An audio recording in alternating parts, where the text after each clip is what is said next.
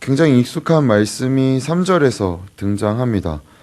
마태복음과 누가복음 4장에서 예수님께서 광야 시험 때 말씀하신 말씀으로 우리에게 굉장히 익숙하죠. 그래서 생각하게 됩니다. 그렇지, 우리의 삶은 하나님의 말씀으로 사는 것이지 라고 말이죠. 그렇다면 하나님의 말씀으로 사는 것이 우리에게 요구하는 것이 무엇인지에 대해서 바라보게 됩니다. 모세를 통해 이스라엘 백성에게 이전까지 경고하셨던 내용의 요소들과 오늘 본문이 말하고 있는 것의 다른 점은 그 전까지는 애굽이었거나 광야에서 주어진 경고였다는 것입니다. 그러나 이제는 젖과 꿀이 흐르는 곳 앞에서 말씀하고 계시다는 것이죠. 젖과 꿀이 흐르는 곳이라는 것은 더 이상 종되었던 애굽에서의 삶과 다르고 광야길을 텐트를 쳤다가 접고 텐트를 쳤다 접고 하면서 방랑자의 삶을 살지 않아도 괜찮다는 것이죠. 그것과 다른 환경이라는 것입니다. 자기의 집을 갖고 자기 땅을 갖고 그래서 정착해서 사는 재미를 느끼게 되겠죠. 그리고 모든 것이 평안하고 남의 종노릇하던 어려움도 없고 매일매일 떠나야 하는 고달픔도 없을 것입니다. 그래서 내일 본문인 11절에서 이렇게 말씀하십니다. 내가 오늘 내게 명하는 여호와의 명령과 법도와 규례를 지키지 아니하고 내 하나님 여호와를 잊어버리지 않도록 삼갈지어다. 이 말씀이 무엇이죠? 너희는 이곳에 도달하고도 불순종하지 말라는 것입니다. 신명기에서 계속 강조되고 있는 핵심 개념이 무엇이죠? 기억하라는 것입니다. 우리가 우리의 인생에서 잘 될 경우 우리가 얻는 결과가 만족스러우면 내 탓, 안 되면 조상 탓을 합니다. 근데 생각해보면 우리가 우리 인생에서 선택하는 것은 굉장히 미미한 것뿐입니다. 오늘 새벽에 일어나서 오늘 타이 뭐 매지? 라고 결정하는 정도. 오늘 아침 뭐 먹지? 오늘 점심 뭐 먹지? 정도가 우리의 삶에서 결정하게 되는 것들입니다. 정말로 우리의 삶에서 중요하게 되는 것, 어느 시대에 태어나야 되는지, 어느 부모에게서 태어나야 되는지는 우리가 결정할 수 있는 것이 아니죠. 그리고 대부분 우리 삶에서 결정적인 것은 하나님이 허락하시는 것임을 우리가 바라보게 됩니다.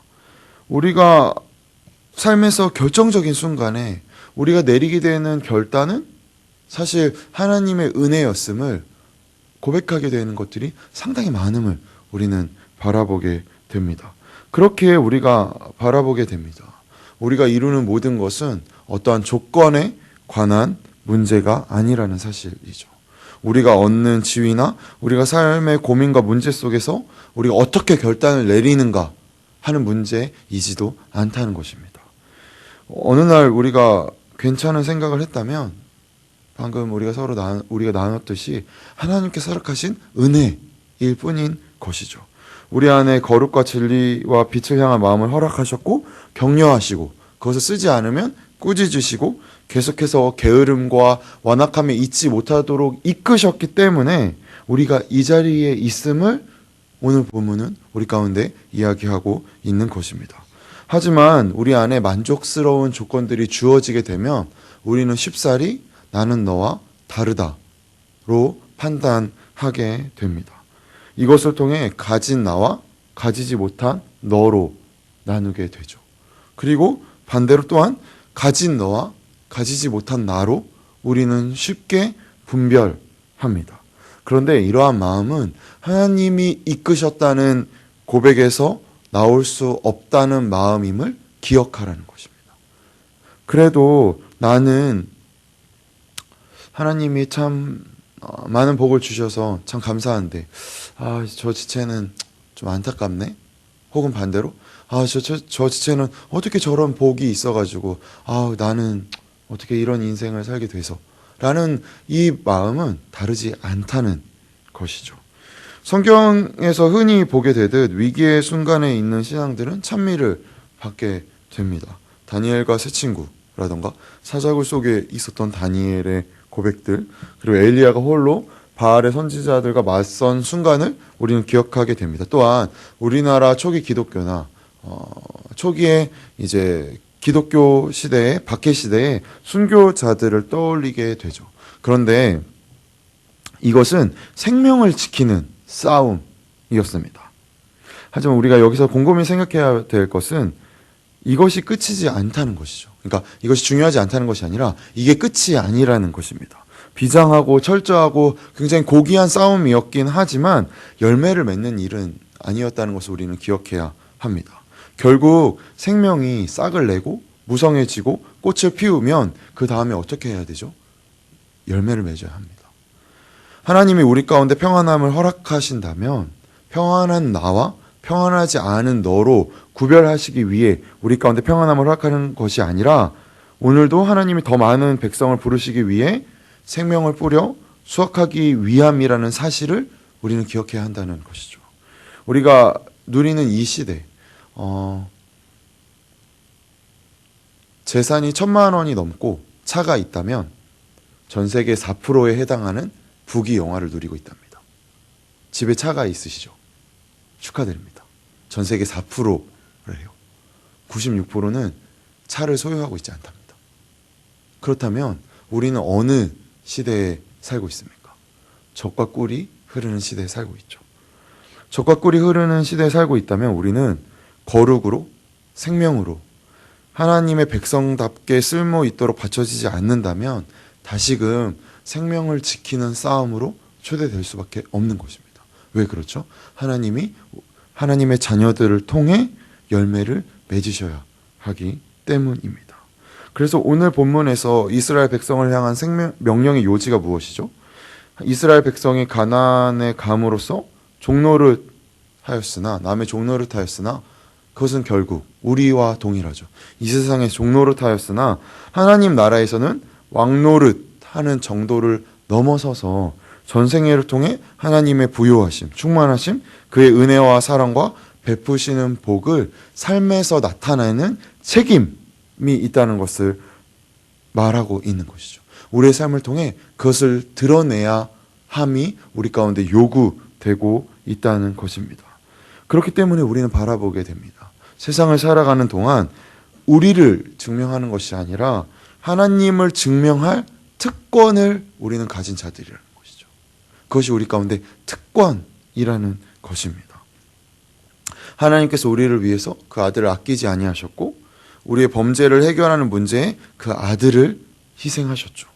우리로 하여금 그래서 최고의 책임을 함께 참여할 것을 우리 삶을 통해 요구하고 계시다는 것입니다. 무엇을 통해서요? 우리 삶에 주어지는 평안과 감사를 통해서요. 그래서 우리는 열매를 맺는 삶을 살아내야 한다는 것이죠.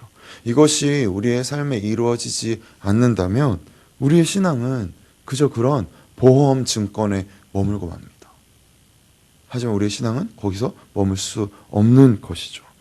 이스라엘 백성이 40년 광야 생활을 통해서 만나를 통해 깨우치게 된 것이 무엇이죠?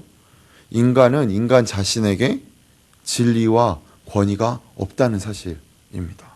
우리 안에 진리가 없고 우리가 우리를 책임질 실력과 권위가 없다는 것을 확인하게 되는 자리인 것이죠. 그래서 사람이 떡으로 살지 않고 하나님의 말씀을 하는 것을 배우게 되는 자리라는 것입니다. 단순히 어떠한 명분이 있어서 어떠한 행실 때문에 우리 안에 있는 권위와 생명이 주어지는 것이 아니라는 사실을 깨닫게 되는 것이라는 것입니다. 그것이 우리를 이끌어가는 우리의 근본이 하나님께만 있음을 바라보게 되는 것, 이것이 만나를 통해 바라보게 되는 것이죠. 근본 진리가 무엇이 우리의 삶을 이끌어가고 있는지를 확인하게 되는 자리라는 것입니다. 40년 동안 너희로 광야 생활을 하게 될 때 너희 옷이 해지지 않고 발이 부르트지 않았다는 것은 무엇이죠? 먹고 마시는 문제를 해결해 주는 이유, 그를 통해 요구하시는 것은 거룩히 살고 내 자녀답게 살라는 요청인 것입니다. 먹고 마실 것이 있을 때 우리는 자연스럽게 우리가 우리의 삶에 왕노릇 하게 됩니다. 내가 원하는 대로, 내가 생각하는 대로, 내가 바라보는 대로 바라보게 되고 말죠.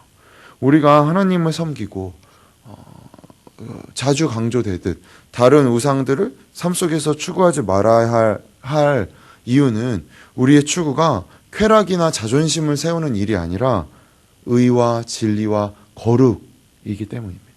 그것이 우리의 삶의 목적이기 때문인 것이죠. 우리는 세상을 통해 유혹과 시험을 받게 됩니다. 그래서 이 시대 속에서 우리는 더 교묘한 방법으로 유혹과 시험을 받게 되죠. 그래서 얼마나 더 내가 뻔뻔해져야 되는지, 그래서 좀 더 그래도 뻔뻔해질 때 내 삶을 나답게 사는 것 같죠. 누군가 내 앞에 새치기를 할 때 그에게 어떻게 하면 복수할 수 있을까? 그래서 그를 다시 내 뒤에 놓을 때 우리는 그 정도는 나의 정의와 공의를 세우는 응당합당한 것인 것처럼, 그래서 내가 너무 급하니까 저기 있는 저 사람보다 내가 더 사정이 더 급해 보이니까 그의 앞에서 내 일 처리를 한다든가, 그것이 세상이 우리 가운데 요구하는 유혹과 시험입니다. 그리고 또 세상은 우리 가운데 묻죠. 다른 건 다 없어도 돈은 있어야지. 어느 정도의 돈은 있어야 창피는 안 당하니까요. 하지만 성경이 말하는 것이 무엇이죠? 하나님께만 인정받으라는 것이죠. 세상에게 인정받지 말라는 것입니다. 그런데 우리 끊임없이 세상에게 인정받고 싶습니다. 어느 정도의 지위, 어느 정도의 권력, 어느 정도의 나의 나됨. 근데 나의 나됨을 결정하는 것은 무엇이죠?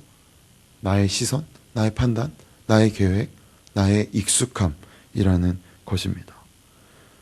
그런데 우리가 하나님 앞에서 우리 스스로를 확인하고 하나님 앞에 우리를 올바르게 세우게 될 때 우리의 생각과 우리의 모습과 우리의 인격의 본질 가운데 하나님의 자비하심과 긍휼이 자리 잡게 됩니다.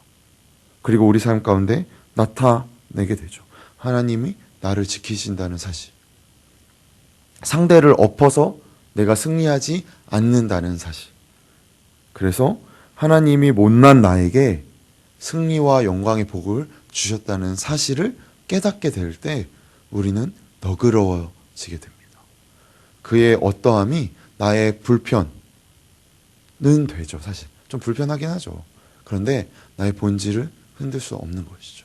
나의 입술의 말을 주장할 수 없는 것입니다. 그리스도인이 된다는 것은 우리의 언어와 행실이 바뀌는 초대입니다. 내 언어가 이전과 같다면, 내 행실이 이전과 같다면 우리는 어디에 책임을 다하고 있는지 바라봐야 한다는 것이죠. 내 삶에 책임을 다하고 있는 것인지, 아니면 적과 꿀이 흐르는 땅에서 하나님이 이것을 허락하신 그 요구에 책임을 다하고 있는 것인지에 대해서 말입니다. 하나님의 자녀가 된 자라는 것은 세상의 방법으로 살지 않을 책임이 우리 가운데 있다는 것입니다. 그래서 우리는 싸워서 등 돌린 사람에게 찾아가 화해를 해야 하는 것이죠. 그래서 우리는 화해하고 양보하고 낮아지고 겸손해져야 하는 것입니다. 나의 어떠함이 나의 나됨이지 않음을 알기 때문이죠. 우리의 삶에서 우리가 결정하는 것은 미미한 것 뿐임을 고백하기 때문입니다. 왜 그렇죠? 우리의 삶을 주장하시는 것이 하나님 한 분이시라는 고백을 우리가 하기 때문입니다. 그것은 무엇입니까? 내가 교회를 다닌다, 내가 그래도 예배를 드린다 에서 멈출 수 없는 것입니다. 내 삶에서 내 삶을 이끌어가는 것이 누구인지를 드러내는 중요한 자리는 우리가 누군가와 싸울 때 드러납니다. 내가 불의한 일을 겪을 때 드러납니다. 내 삶이 어려워질 때 드러나게 됩니다. 그런데 우리는 내 삶에 불의가 나타나고 내 삶에 어려워질 때 우리의 익숙함을 선택하죠. 내가 그보다 앞서야 합니다. 나의 오름이 그에게 주장되어야 합니다. 하지만 하나님이 적과 꿀이 흐르는 우리의 삶의 평안함, 그래도 단란한 가족이 있잖아요. 그래도 하하호 웃는 순간이 우리 삶 가운데 주어지지 않습니까? 그래도 우리는 삼시세끼를 먹고 있지 않습니까?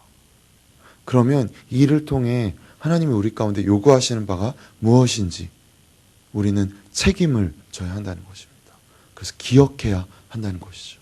하나님의 자녀다운 삶. 그래서 내가 내 삶을 통해 열매를 맺는 삶. 그 열매는 무엇이죠? 먼저 화해하는 것. 내가 먼저 양보하는 것.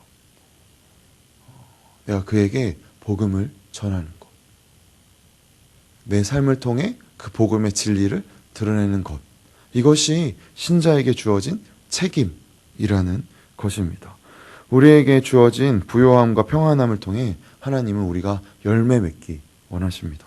우리에게 주어진 고통과 좌절을 통해 하나님은 우리가 하나님만이 우리의 삶을 이끌어가는 분이심을 바라보길 원하십니다. 그리고 우리가 살아내는 삶을 통해 우리는 하나님의 어떠한 분이신지를 우리 삶으로 드러내길 원하십니다. 왜냐하면 그분이 우리를 그분의 형상으로 지으셨기 때문이죠. 너의 어떠함 때문이 아니다. 내가 너를 내 자녀로 만들었기 때문이다. 내가 너를 종되었던 애굽에서 내 아들의 자리로, 내 딸의 자리로, 내 자녀의 자리로 내가 너를 이끌었기 때문이다. 그러니 너는 내 자녀답게 살아라. 누구에게도 머리 숙이지 말아라. 누구에게도 비굴하게 굴지 말아라. 너는 그럴 존재가 아니다. 라고 계속해서 신명기 말씀을 통해 우리 가운데 말씀하고 계신 것입니다. 그래서 우리는 우리의 삶 속에서 예수의 흔적을 입은 자로서 또 다른 예수로 살아내야 되는 것입니다.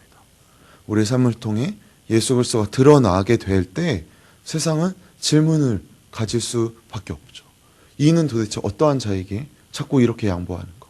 이는 어떠한 자에게 자꾸 이렇게 불의에 처해도 기꺼이 감내하는가? 어떻게 이는 고난과 고통이 다가와도 그것으로 녹아내리지 않는가? 어떻게 저렇게 슬피 울어도 그것이 다음이 아닌가? 라고 질문을 하게 만드는 것입니다. 왜 그렇죠? 우리가 하나님의 자녀이기 때문이죠.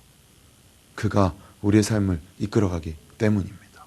그가 우리에게 해지지 않은 옷을 허락하셨기 때문이죠. 그가 우리에게 만나를 허락하시기 때문입니다. 그래서 우리를 통해 세상은 그리스도를 바라보게 됩니다. 우리는 그러한 창문의 역할을 감당하게 됩니다. 그래서 오늘도 우리가 그러한 자임을 기억하시며 당당하게 양보하시고 당당하게 겸손한 마음을 품으시고 그래서 우리에게 주어진 것이 우리의 것임이 아님을 고백하며 그것을 삶으로 살아내는 예수양남 가족들 되시기를 소망합니다. 기도하겠습니다. 주님, 우리의 삶에 주님께서 허락하신 것들이 참 많습니다. 그래서 주님 참 감사합니다. 우리의 가족들 또한 우리가 함께 대화를 나눌 수 있는 우리의 교회 지체들 또한 나의 친구들 또한 내가 일할 수 있는 사업체들 주님 이를 통하여 우리가 이제 열매 맺는 삶을 살아가길 결심합니다. 우리의 삶을 이끄는 것이 내가 아닌 주님이심을 고백하며 그렇게 살아낼 때에 주님께서 부욕해 하시는 그 은혜가 무엇인지 주님께서 나의 자녀됨이 무엇인지를 우리의 삶에서 드러내실 때에 우리가 바라보게 되는 하나님의 영광을 우리가 경험할 수 있는 그래서 그 영광을 통해 우리가 더 깊이 하나님의 자녀답게 살아내는 저희 될 수 있도록 인도하여 주시옵소서. 오늘도 그러한 주님의 흔적이 우리의 삶에 일어나서 세상이 우리를 통해 주님을 바라보는 그러한 삶 살아내는 저희 될 수 있도록 인도하여 주시옵소서. 그렇게 이끌어 가시는 주님께 감사드리며 살아계신 예수님의 이름으로 기도드렸습니다. 아멘. 주기도문으로 예배를 마칩니다. 하늘에 계신 우리 아버지여